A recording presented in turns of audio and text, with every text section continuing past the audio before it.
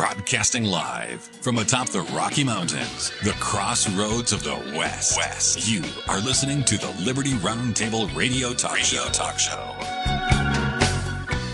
Happy to have you along, my fellow Americans. Sam Bushman talking politics. How's that, ladies and gentlemen? We're going to be talking to Elizabeth Dahl. She happens to be the director at Braver Angels, and it's the Braver Angels Politics Program. She leads the way for their politics initiative, helping Americans engage more constructively in the political process despite disagreements. The work focuses on practical skills for preventing the polarization that takes place. You know, we want to be able to work together. We want citizens to move beyond stereotypes. We want workshops, trainings, and we really want to help people understand we can disagree and be agreeable in doing so. This perspective that she's been working on literally for the last 8 years gives her an incredible vantage point into the polarizations that have taken place, and most importantly, what we can do about them. She'll be at the convention coming up, the 25th through the 28th in Philadelphia at the incredible Temple University there. Hi, Elizabeth. Welcome to Liberty Roundtable Live. Hi. Thank you, Sam. I'm glad to be here. Tell me about you before you got involved with Braver Angels really quick. Give me a thumbnail of who are you? I was in politics before I came to Braver Angels. I've been in politics for a very long time. So I did political consulting and campaign management. And I've filled basically every role that there is to fill on a political campaign. You win some, you lose more than you win in Western Washington State as a conservative. But it is what it is. I worked hard for good candidates and won where I could, even in swing districts. So that I saw polarization really starting to tear people apart.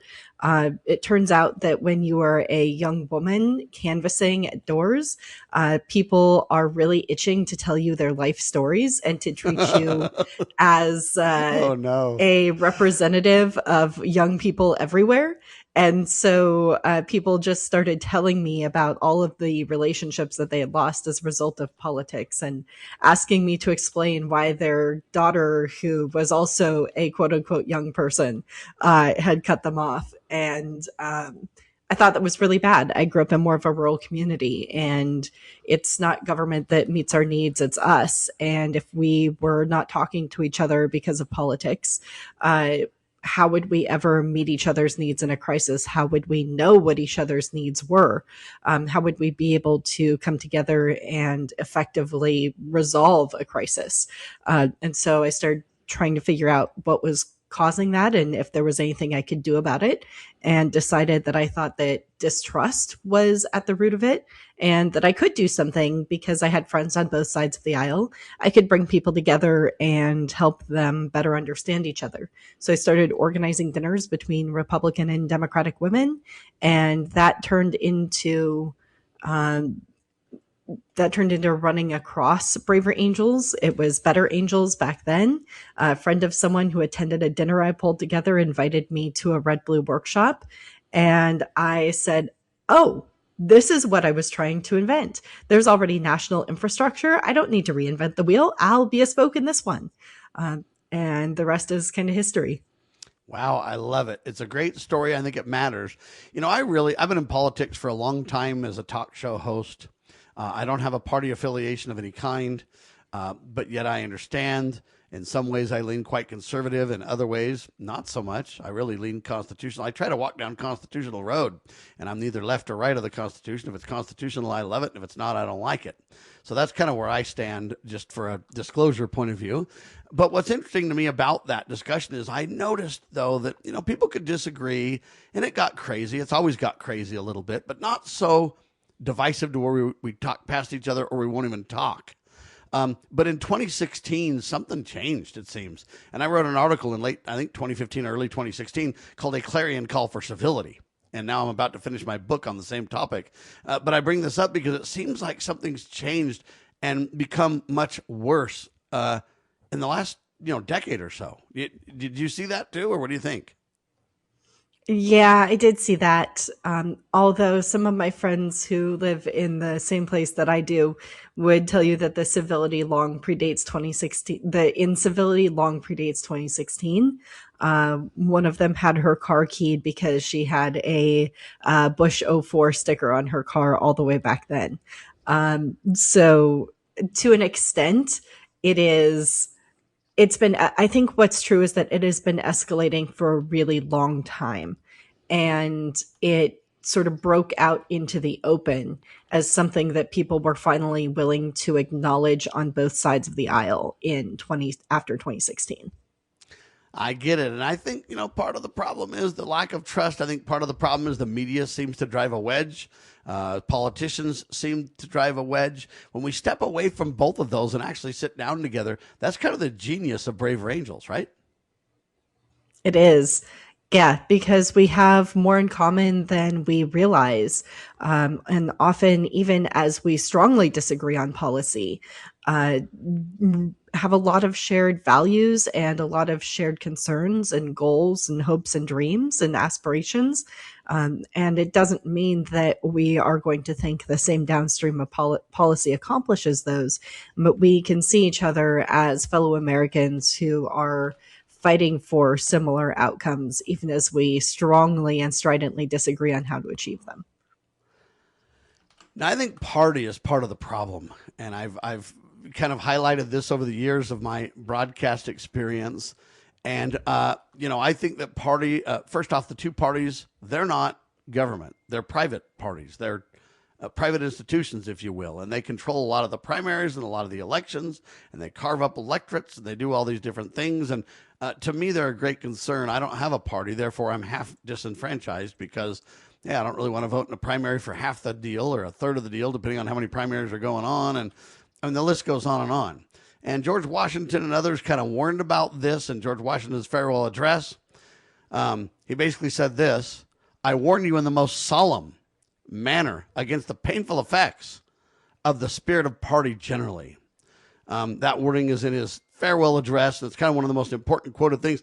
And he's not saying that people can't affiliate or freely associate, but what he's kind of saying is that at some point parties, people become more loyal to the party than they do to the principles, more loyal to the party than they do the supreme law of the land, the Constitution, more loyal to maybe the good old boy network than they might be to certain candidates who are moral or good or better than somebody else and stuff. Anyway, it's a serious issue, and I think that's at the heart of a lot of, the deal is like, hey, which team are you on? Oh, you're on the other team? Well, then you're the enemy. Kind of an idea, and that spirit of party is kind of the problem. You had some pretty interesting thoughts about this when we kind of queued this up on the break that I really want to share with the audience. Elizabeth? Yeah, so I agree with you that it's that spirit of the party that is the serious problem. That it is when people become more loyal to party than to principle, more loyal to party and personality than truth, and constitution, that we really, really lose our way. I think that ironically, actually, I have a pretty interesting different take on this. I think the problem is that parties are too weak, not that parties are too strong. Okay, interesting. I think tell me about that. So the party apparatus, as I was saying, you're right. It's a private entity that is supposed to be a body of people agreeing to work together on behalf of principles to advance people that match those principles, they're written in the platform. The platform changes every 4 years, and it should be, in theory, representative of a huge number of Americans, because most people vote either Republican or Democrat. Most Americans tell you that they lean Republican or Democrat when you ask them a follow-up question, when Gallup does this every year. And really those numbers, the number that say they lean Republican or Democrat, have not budged since they began asking this question in the 1970s. So a large number of Americans, the vast majority of Americans, over 90%, feel that they are in some way affiliated to a party. And yet a tiny fraction of those actually participate in party politics, which means that party politics, particularly as it starts at the grassroots and rolls up, is controlled by the people who have the most time and the most interest in contributing to politics. And particularly in our current era, what that means is the angriest, most contemptuous, most polarized fraction of Americans who also tend to be much older than median Americans and have lives that don't necessarily look like the median American life. They might be retired, they might be a teacher or some kind of a special job where they can, put more time into things, or they get kind of backing for some of these things, or have political issues that they're encouraged to be involved in. It goes on and on. Ladies and gentlemen, Elizabeth Dahl is with me. She's director of Braver Politics program at braverangels.org. We're talking about the spirit of parties. We're talking about their convention coming up. We'll do more in seconds. Bypass the mainstream narrative with Liberty News Radio at libertynewsradio.com. Engage with charismatic hosts live or on demand. We cover the crucial news focused on God, family, and country. News that other networks simply refuse to use. Think of LNR's hard-hitting news and podcasts at your fingertips, anytime, anywhere. Join us at libertynewsradio.com. Empower your day with the truth, because the truth will set you free. libertynewsradio.com. Why don't we say to the government writ large that they have to spend a little bit less? Anybody ever had less money this year than you had last? Anybody ever having a 1% pay cut? You deal with it. That's what government needs, a 1% pay cut. If you take a 1% pay cut across the board, you have more than enough money to actually pay for the disaster relief. But nobody's going to do that because they're fiscally irresponsible. Who are they? Republicans. Who are they? Democrats. Who are they? Virtually the whole body is careless and reckless with your money. So the money will not be offset by cuts anywhere. The money will be added to the debt, and there will be a day of reckoning. What's the day of reckoning? The day of reckoning may well be the collapse of the stock market. The day of reckoning may be the collapse of the dollar. When it comes, I can't tell you exactly, but I can tell you it has happened repeatedly in history when countries ruin their currency.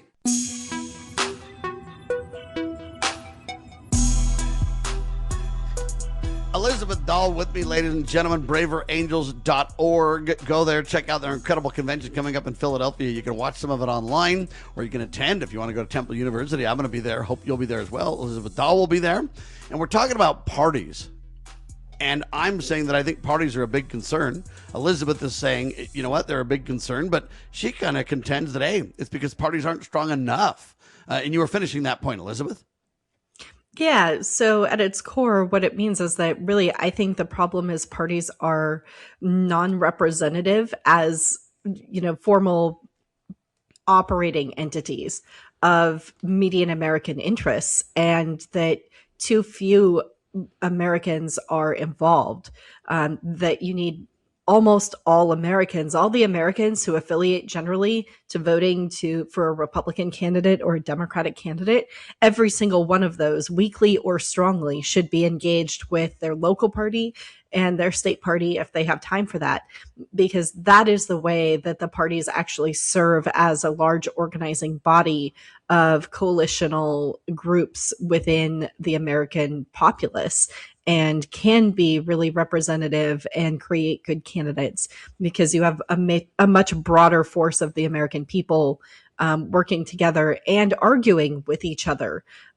to advance a cause and figure out which candidates best represent them. So the party's kind of like a train, and we the people need to be the engineer and stick with the train, right? We need to be the engineer and guide the train, run the train. That's what I mean by stick with the train, right? Yeah.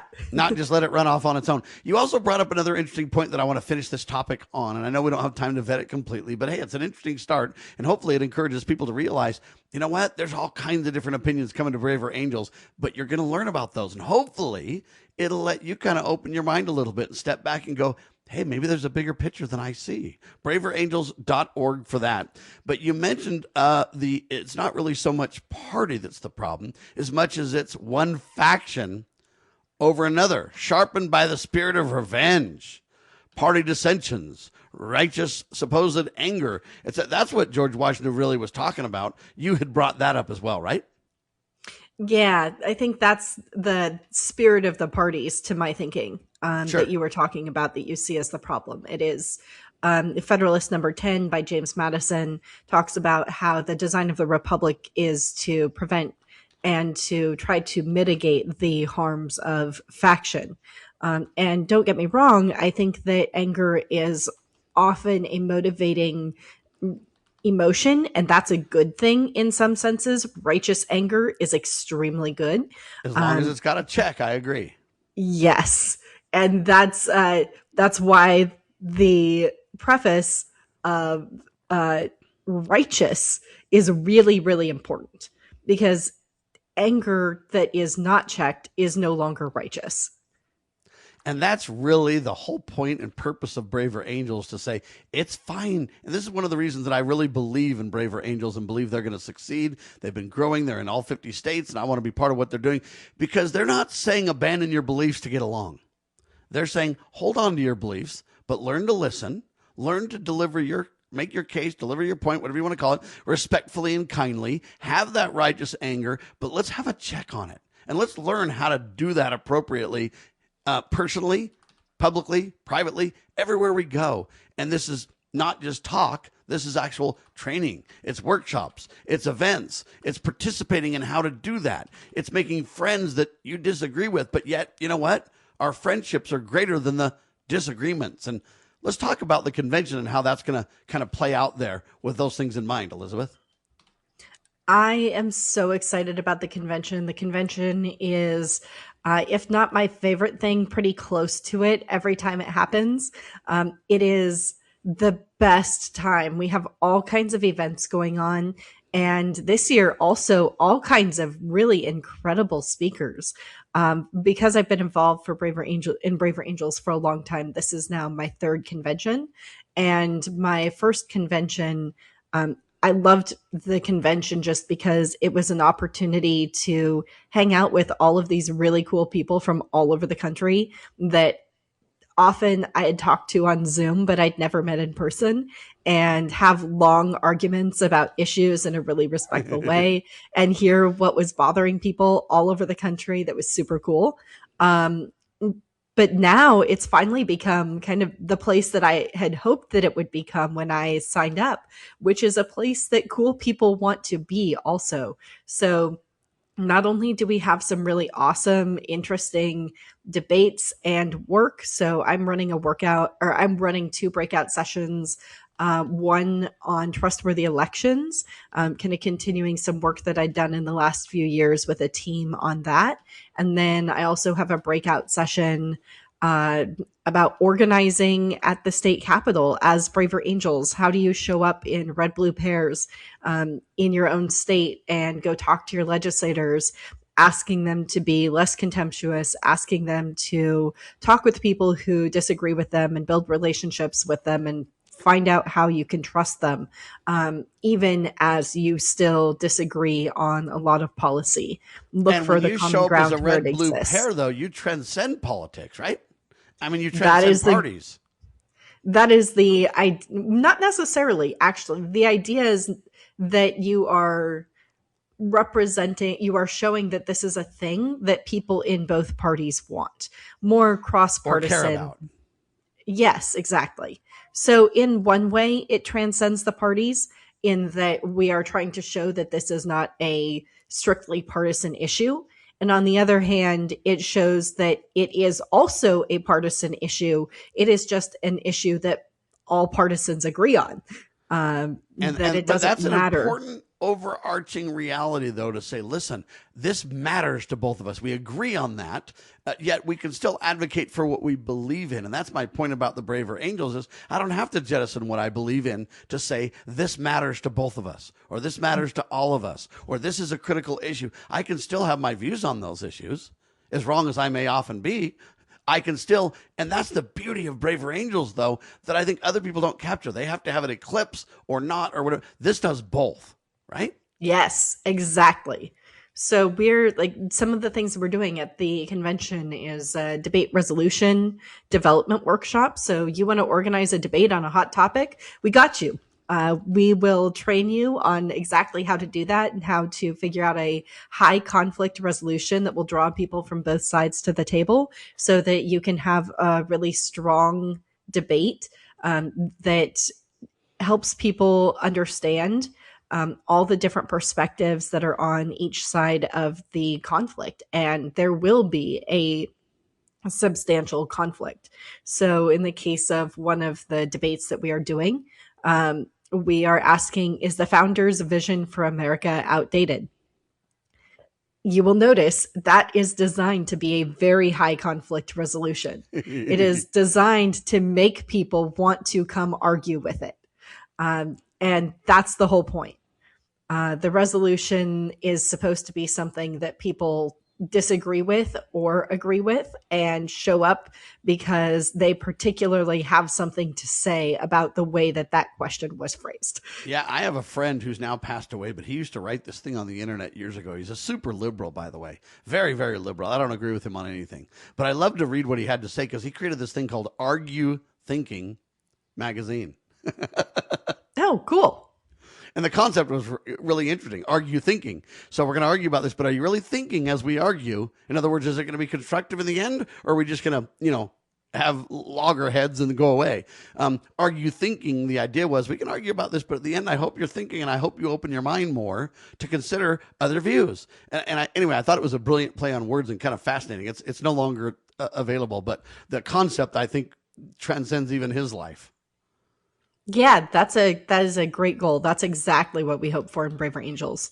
So we have another presentation. We've got Yuval Levin, who is a wonderful conservative thinker from the Enterprise Institute, who wrote a fabulous book recently about the Constitution and about how we can build together.